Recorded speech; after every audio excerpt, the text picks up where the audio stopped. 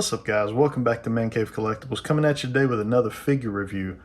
Today we're going to take a look at the newly and highly anticipated War for Cybertron Trilogy Kingdom Megatron Beast Wars version. So this is a figure that I have really been excited about getting my hands on. We actually had a subscriber to the channel locate this figure for me and hit me up on Instagram, so I was able to pick it up out in the wild. So that was really nice to get this guy at retail price. He seems to be one of the harder Kingdom figures to find, if not the hardest Kingdom figure to find. I'm thinking him and the Grimlock from the Studio series are probably going to be two of the tougher ones to really get your hands on. But I'm really excited to have him in hand. Let's go ahead and take a quick look at his box. We've got some really nice promotional artwork here, as we've already seen on some of these Kingdom boxes. Definitely from the size of this guy, we can tell he is a leader class figure.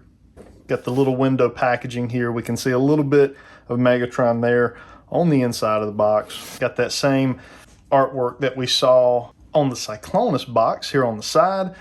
And then as we flip around to the back, we actually have the additional product images here, one in his robot mode, as well as in the alternate, which is the T-Rex mode, which I'm so excited about. Just looks so clean there, so we'll see if it looks that clean in real life.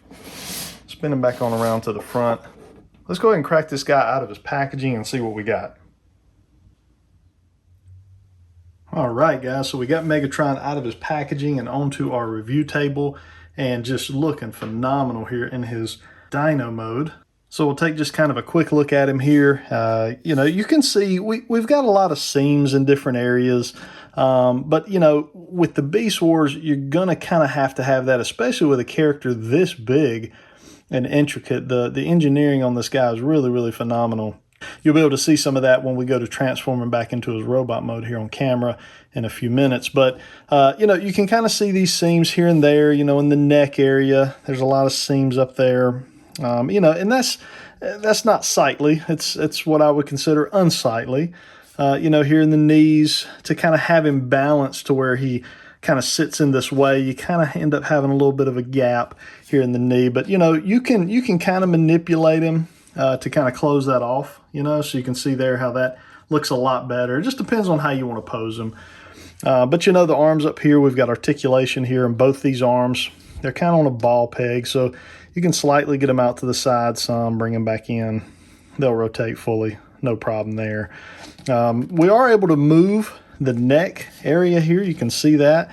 So if you want him to look one way or the other, but again, you're going to end up having a lot of the seamage is going to have to move and shift in order to allow you to do that. So really, to get the most clean look, you're going to kind of have him looking in that kind of front forward position, which is fine. The sculpt here on this face is phenomenal. Let's see if we can bring that in so you guys can see that. It just looks really nice. Nice articulation here in the jaws. The top and bottom both move to really allow for a lot of opening there. There is a porthole in there, which you can probably see. Yeah, you may could put some type of an effect in there if you wanted to, but just really nicely sculpted and painted teeth. The tongue here looks really good. Kind of has a wet look to it. Looks really nice. The legs in the back here, you can articulate them some in the hip area, especially, forward and back. That's not going to be any problem at all for you. But again, the more you move him and the more you mess with him, the more you're going to start getting these gaps opening up, is kind of what I've noticed. Some of these intricate areas of engineering in there want to pop loose, some of the different things that you have. And so if you're just posing him, on a shelf, you're going to be fine. But you can see there, I've kind of messed it up there as far as the weight distribution. I think from a standpoint of just a dinosaur, he looks phenomenal. But again, the more you start messing with him, the more you start trying to articulate him, the more different connection pieces are going to become unconnected, and you're going to have to start trying to kind of retransform him to get him kind of back into that tight, nice, clean look, that he should have. you know, kind of along here, these will all kind of start coming undone, that sort of thing. So it just depends on what you want to do. I think in my case, as much as I love this, I love the robot mode even more. We're getting ready to look at that. My intention originally was to pose in his T-Rex mode, but I think once I saw him in his robot mode, there's really no turning back. So we'll take a look at that. Let's go ahead and we'll bring in a few guys so you guys can see size comparison wise kind of where he stands. Here's our Beast Wars Optimus Primal. So you can see just a size difference, and that's accurate to the show. You know, Gorilla should not be as big as a T-Rex, but there's your Optimus Primal figure. And this is a phenomenal looking figure as well. We'll have a review coming on it probably in the next day or two. If you want to see him here with Cyclonus, we can get Cyclonus in there. Got our Bumblebee figure. And then the one we've all been waiting to see. Maybe not all of us, but me for sure. We got our Grimlock figure from the Studio 86 series. So you can see they're just about the same size. I've kind of got Megatron a little more hunched over here than I do Grimlock, but they're, there you go. Just a really, really cool look there with those two guys being in their T-Rex modes. I think the Hasbro has absolutely killed it with the Studio 86 line as well as this Kingdom line. There's just very few things that we can really criticize in either line at this point. So Hasbro is just, I mean, they're doing mini masterpiece figures. Let's go ahead and get him transferred into his robot mode and take a look at him.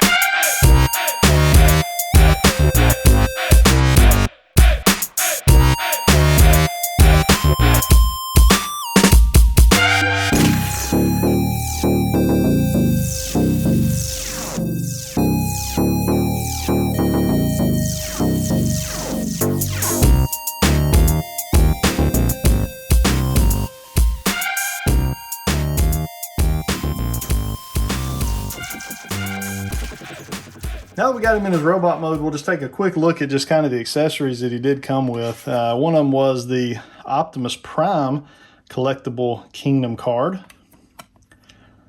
The other is his book of instructions. So this is very much needed, especially on your first or second, you know, transformation. This will help you out in a big way. So always read the directions. That way you don't break anything that does not need to be broken. Sometimes pegs and different things like that can easily be broken. Now, one thing I do want to make note of, these right here, you did not see these transformed on the video, but I forgot to actually change these. In his dyno mode, these are, you know, down and pegged in. And when you go to robot mode, you just unpeg them, peg them out, peg them back in. It kind of has some little guns kind of here on the other side of them. But yeah, just looking really phenomenal. Let's bring in, take a look at that face.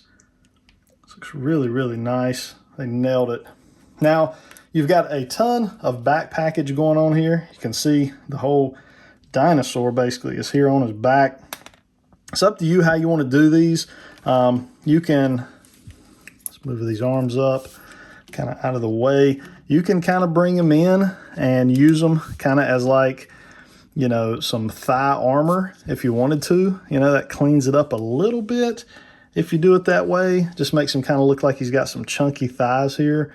You know, or you can just kind of have them back if you just don't care. They can just kind of be flopping back there, kind of flopping in the wind. But yeah, you can see here his tail kind of becomes, you know, one of his weapons here. And you just kind of fold this back. You got his hands and arms in there. No articulation in there in those in those finger joints, like we will see in the Optimus Primal figure. Got a little bit of articulation there on him. Then as far as the other hand here, we do have the T-Rex mouth, which is, you know, works the same identically to, you know, how it worked in the T-Rex mode. But you can have it upside down, right side up, however you want to have that is good. Then we're looking here, got down at the feet. Feet and toes look phenomenal. Got those toenails there. Articulation, real nice articulation in them. A little bit of ankle rocker. You can see we can get our ankles out to about right there. Looks good. Knees are still single jointed, so we're only going to get about a 90 degree on those, but we do have some twist there to help. Nothing up in the thigh as far as twist, but we can get them all around, out a little bit, but we're hindered by this thigh plate right here, so it's not going to let you get them too far up. Got a swivel in that thigh, no ab crunch as we would not expect. And then up here in the head, nothing side to side, a little bit of down and up, and plenty of spin round and around. And then the shoulders here, you know, you can get these up and around, but you're going to start running into all this kibble, you know, and backpack that you have in the back. As far as those elbows are concerned, you got forward and back articulation on both of them. You can get it forward this way, backwards, whatever you want to do. You got plenty of articulation there in the hands and arms. Let's bring in a couple figures for size comparison with this guy. All right, guys, so let's start off with Optimus Primal and a size comparison there. You can see how he stands up to Megatron, and the size, the scale, I think is phenomenal. I think it's perfect. If we go back and really, you know, check the record books, I think this is right where these guys should be from a size and scale standpoint. And then we've got another of his Kingdom counterparts here, the Cyclonus figure. You can see he stands larger than Cyclonus as well. So just a really, really phenomenal job there by Hasbro. We'll bring in our Bumblebee figure just to kind of give you a scale for a Carbot, just how much bigger he stands. Just a really large figure, and the reason, the purpose behind him being a leader class, you know, versus Voyager, like our Cyclonus and Optimus Primal both are. So yeah, you guys drop in the comments down below. What do you think of this figure? Do you think this is mini masterpiece worthy? I think in the robot mode, personally, I think he looks even better than he does in his alternate form. And this is probably the way I'm going to display him on my shelving unit. How would you display him if you have Megatron? Do you have him in his T-Rex mode or his robot mode? Really interested to know kind of what folks think and how you pose these guys. You know, for me personally, Grimlock is always a dino mode pose. Granted, if I can find a second one, I may end up posing them both ways. But in this case, for Megatron, we're going to pose him in the robot mode. Hit that like button, guys. It helps get this video out there for other people to be able to see. If you're not a subscriber, consider subscribing. Love to have you as part of the Man Cave Collectibles team. I hope you guys have a good rest of your day. Until next time.